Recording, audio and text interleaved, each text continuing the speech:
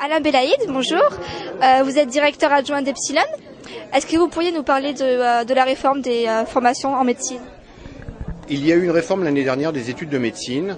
Maintenant, les études de médecine ont une trame commune. Avant, chaque fac pouvait faire un petit peu organiser son concours comme elle le voulait. Maintenant, il y a une trame commune et on rejoint le système LMD, licence, master, doctorat. Et ça permet aussi de faciliter les passerelles entre les différentes études de santé et surtout de permettre des réorientations aux élèves qui auraient échoué. Vous proposez des prépas pour aider les étudiants. Est-ce que vous pouvez nous parler de ces prépas?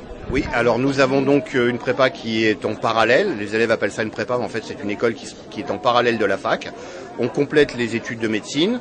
À l'heure actuelle, en médecine, il y a énormément de difficultés parce que les cours sont très peu expliqués. Le temps imparti aux professeurs est assez court pour expliquer le volume des études de médecine, donc beaucoup d'élèves ont du mal à comprendre.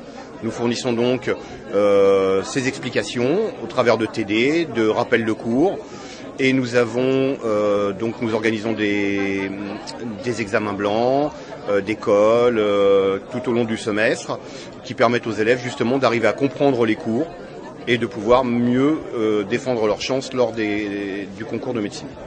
Et qu'est-ce qu'il faut pour réussir les études de médecine? Énormément de motivation, beaucoup de travail, et pour arriver à faire tout ce travail, il faut énormément de motivation. On ne peut pas rentrer en études de médecine en ayant un autre objectif derrière. Il faut penser uniquement à réussir cette première année, ne penser à rien d'autre qu'à ça, et c'est ce qui permettra de pouvoir aborder tout le travail qu'il y a dans les études de médecine.